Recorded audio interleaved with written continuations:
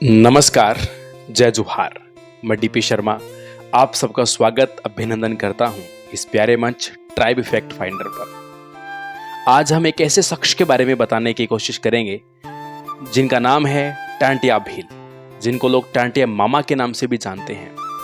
आज हम टांटिया मामा के इतिहास को नहीं पढ़ेंगे, हम टांटिया मामा के इतिहास के उस संदर्भ को पढ़ेंगे, उस बिंदु को पढ़ेंगे जिसकी वजह से एक पावन पवित्र त्योहार, भाई बहन के प्रतीक का, प्रेम के प्रतीक का त्योहार, उस पर काला धब्बा लग गया। ऐसा वो कौन व्यक्ति था जिन्होंने टांटिया मामा के साथ विश्वासघात किया और टांटिया मामा के साथ विश्वासघात करते हुए उन्हें अंग्रेजों को पकड़वा दिया।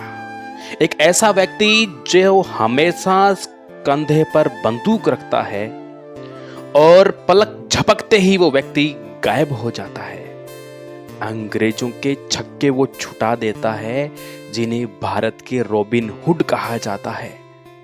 उस एमपी की धरती के निवासी उस टांटिया मामा के बारे में हम उसी बिंदु की ओर आगे बढ़ने वाले हैं, उस पूरे तथ्य को जानने वाले हैं। ऐसा आखिरकार उनके साथ क्या हुआ, चलते हैं हम उस बिंदु की ओर। यदि आप इस पर पहली बार आए हैं तो चैनल को सब्सक्राइब कर लेना। ये चैनल हमेशा आपको सकारात्मक और ऊर्जावान स्टोरी और कहानी आपके सामने प्रस्तुत करता है। सबसे पहले मैं टांटिया मामा की बात करता हूँ तो लगभग टांटिया मामा के जन्म को लेकर 1840-42 के आसपास के समय में है। इनके जो जन्म का लेकर जो समय है उसमें थोड़ा सा इशू भी बताया जाता है। खंडवा करके एक जगह पड़ती है, खंडवा जिला मध्य प्रदेश में है ये। वहाँ पर बराड़ा करके गांव है, उस बराड़ा गांव के अंदर हमारे टांटिया भील जी का जन्म हुआ था। आदिवासी आप जानते हैं तीर कमान कौशल में, लाठी गोफन कौशल में हमेशा से एक्सपर्ट होते हैं। ये भी भील वंश में इनका जन्म होने की वजह से ये शुरू से ही परंपरागत तरीके से तीर कमान में और लाठी गोफन के अंदर ये एक्सपर्ट ही थे। रॉबिन हुड की इनको उपाधि मिली, गुरिल्ला युद्ध पद्धति को अपनाया, अमीरों को लूट लूट कर ये गरीबों के अंदर बांटा करते थे और गरीबों के मसीहा कहलाया करते थे। वो माँ बड़ी महान होगी जिन्होंने अपनी कोख में ऐसे महान व्यक्तित्व को रखा और इस धरती पर लाने का कार्य किया। होता यह है कि बनेर करके गांव पड़ता है, जहां पर ये खंडवा क्षेत्र में आता है, जहां इनकी मुंह बोली बहन रहा करती थी। और उस मुंह बोली बहन का जो पति था उनका नाम गणपत सिंह नाम था। और ये एक दिन 11 अगस्त 1889 की बात है और एक पवित्र दिन जो राखी का त्योहार होता है, श्रावण पूर्णिमा, 11 अगस्त का वो दिन था। और 11 अगस्त 1889 को ये टांटिया मामा अपनी मुंह भली बहन के घर जाते हैं और वो कपट्टी गणपत, जिसको ये बहनोई मानते थे, अपना अच्छा मित्र भी मानते थे, उस कपट्टी गणपत ने उस भाई बहन के प्यार के ऊपर काला धब्बा लगा दिया और विश्वासघात करते हुए अंग्रेजों की सेना को दावत दे दी। ला जाओ, तुम्हारा रॉबिन हुड तुम तो जिसे नहीं पकड़ पाए, मैं आज एक पवित्र रिश्ते को खत्म करते हुए और रिश्ते पर एक काला धब्बा और त्योहार को बदनाम करते हुए तुम अंग्रेजों को एक व्यक्ति पकड़वाने जा रहा हूं। और उस गणपत सिंह ने विश्वासघात करते हुए टांटिया भील को अंग्रेजों को पकड़वा दिया। जैसे ही टांटिया मामा अपनी बहन के घर पहुंचे, बहन भी उस काले षड्यंत्र को समझ नहीं पाई, उस गणपत के उस षड्यंत्र को समझ नहीं पाई और आखिरकार हमारे टांटिया मामा को गिरफ्तार कर लिया गया। टांटिया मामा पर कड़ी कार्रवाई की गई, कानूनी कार्रवाई हुई, न्यायालय में पेश किया गया और इन पर देशद्रोह का मुकदमा चलाया गया।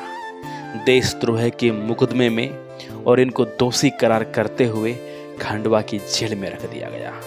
खंडवा जो कि मध्य प्रदेश में है। बाद में इनको जबलपुर जेल के अंदर स्थानांतरित कर दिया गया।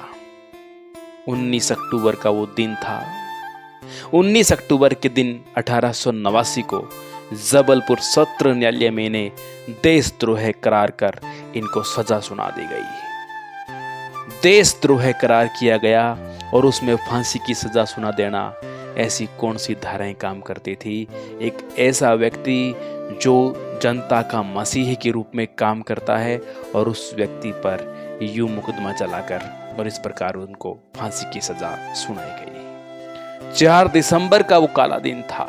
4 दिसंबर को उस समय 1889 में टंटिया भील को फांसी दे दी गई। इतना ही नहीं, फांसी देने के बाद शव को पाताल पानी रेलवे स्टेशन पर रेलवे ट्रैक पर फेंक दिया गया। रेलवे ट्रैक पर सबको फेंक दिया गया फांसी होने के बाद। आप सोच के देखिए, जिस व्यक्ति के देह से प्राण निकल चुके हैं, प्राण निकलने के बाद भी अंग्रेजों को इतना डर था कि ये पार्थिव शरीर भी, ये शव भी कोई बड़ा हंगामा न करवा दे। उसको रेलवे ट्रैक पर डाला गया।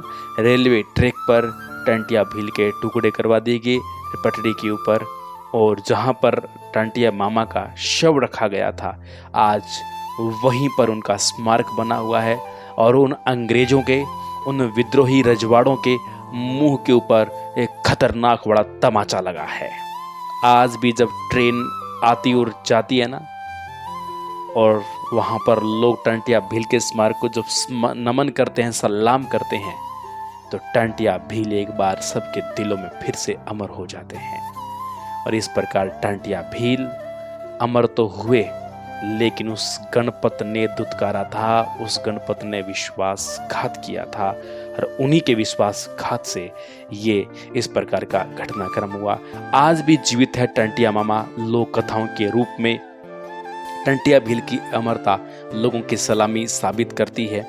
मैंने ये जो आपको जानकारी दी है टंटिया भील के इस राखी के त्योहार के बारे में जो बताया है, ये 2 पुस्तकों से ये संदर्भ लिया गया है। एक पुस्तक है द ग्रेट इंडियन मूनलाइटर।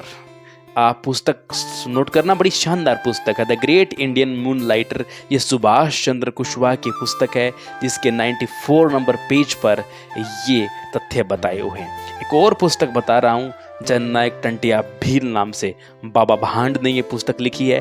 उस पुस्तक के 117 नंबर पेज पर ये जानकारी आपको दी गई है।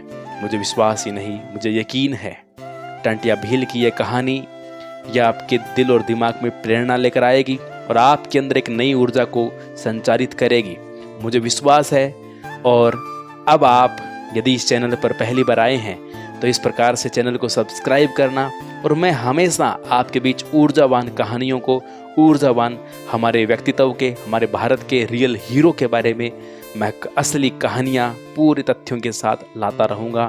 फिर मिलूँगा एक नए टॉपिक के साथ। जय हिंद, जय भारत, जय जोहार।